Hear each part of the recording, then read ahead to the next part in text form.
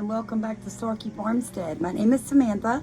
If you're new to our channel, my husband Stephen and I own a 2-acre farmstead in rural southeast Louisiana, and we are totally debt-free. We raise chickens and rabbits. We used to raise quail, long story. But we have a new baby on the farm, and this is Samson. Samson is a 13-week-old Argentina Dogo.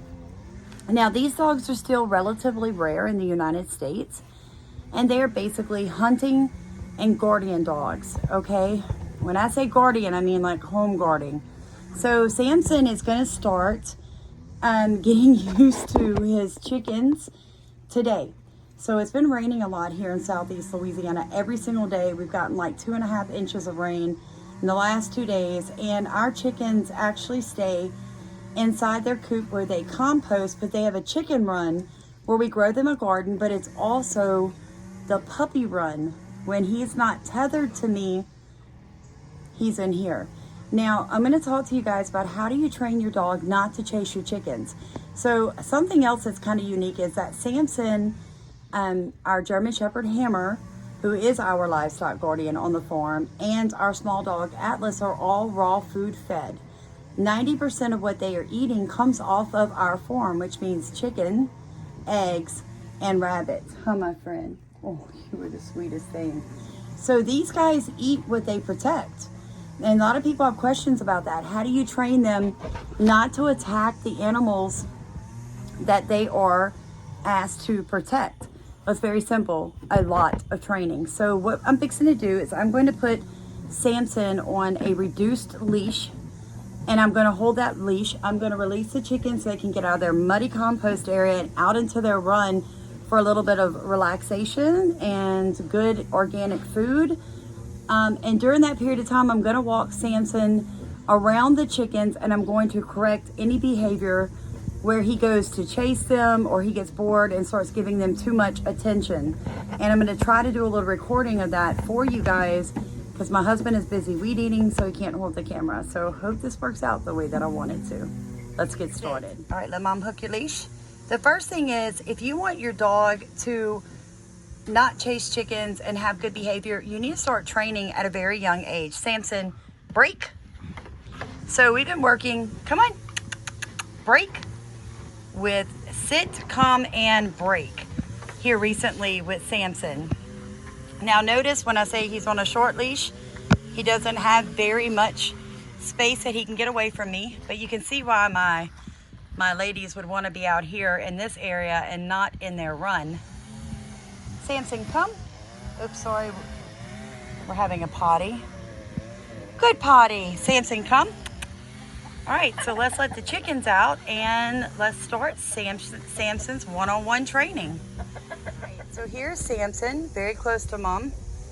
Here come the ladies. I'm gonna walk Samson right by.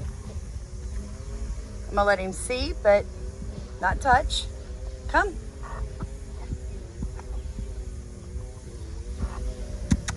Come, Samson. Good, come. I'm gonna keep redirecting him. Out here where the chickens aren't yet, I'm gonna give him a little bit more leash. Guys, just remember, you don't want to set your puppy up to fail. So please don't put them out in a pen or out in the yard when the chickens are out free ranging and you have no way to control your dog but to scream and holler at them, okay?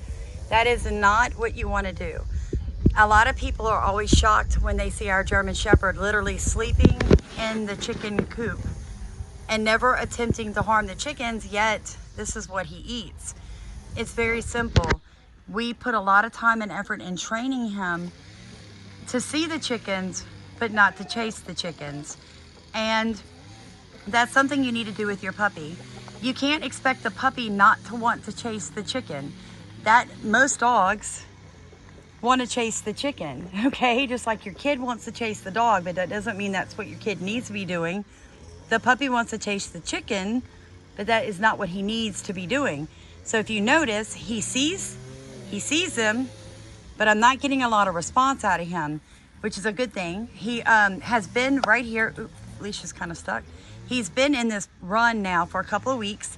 During the daytime when he's not out having training sessions or tether time with mommy, and he's out here. So He's actually gotten quite used to seeing them. So Samson has gotten very used to seeing the chickens through the fence. He is not allowed to bark or growl. That we stopped instantaneously the first day. Leave it. Okay, but you know he's not pulling back against me, so I'm not going to correct the behavior that wasn't a bad behavior. Him noticing the chickens is not the problem.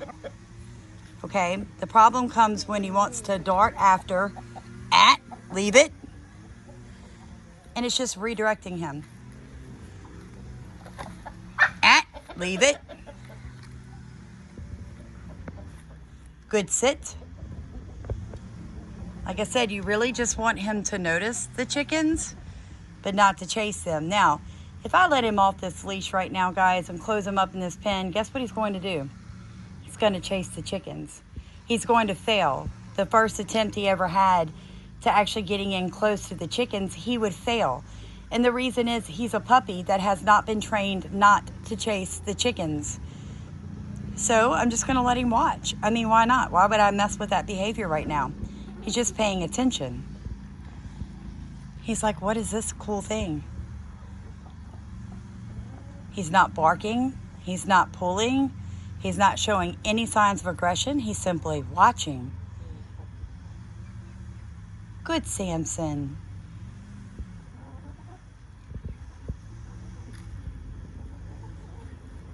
Good, Samson. They have questions like, how do I have a 13-week-old puppy that's not barking and chasing and trying to attack the chickens? It comes down to time management.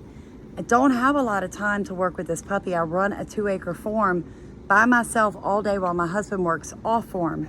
But what I do have is 15 minutes every couple of hours where I go put him on his leash and I work his mind. I'm a big believer in wear out their brains. You'll wear out their body. Then he gets, every couple of hours, he gets out of the pen to run free and play with the bigger dogs, and they wear him out for me. The best time to do what you just saw us do is when they are wore out, not when they come out of their kennel, not when they first wake up in the morning and they've not been outside to run and play like puppies need. Guys, don't set your dog up to fail. A lot of the problems a lot of you are facing comes down to behavior modification. You're not doing it at the optimal times. You're not doing it when puppy is full, when puppy is wore out. Because when I went in to get him, what you didn't see was he was napping. So he was already relaxed and enjoying this very humid South Louisiana day. So I hope this video gives you an idea of where to start with your puppy. If you notice, we were not in there very long. Don't set your puppy up to fail. Set him up to be successful so that he knows he did a good job, okay?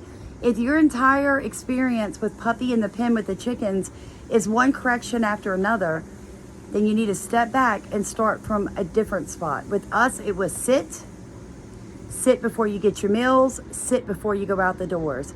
We started doing that at 11 weeks old. Then it was come. Come is a big one. So we're still working on come, to be very honest. And break. When he's in the sit position, he's come to me, he has sat down. I've rewarded him with praise because I don't reward with food because they expect payment. And I'm just not going to. I wear my puppy out and I give him lots of kisses and hugs. And my dogs have learned over the years that that is all the reward they need for good behavior. So I hope that this video helps you guys. Start training your dogs. You can take an old dog and teach them new tricks.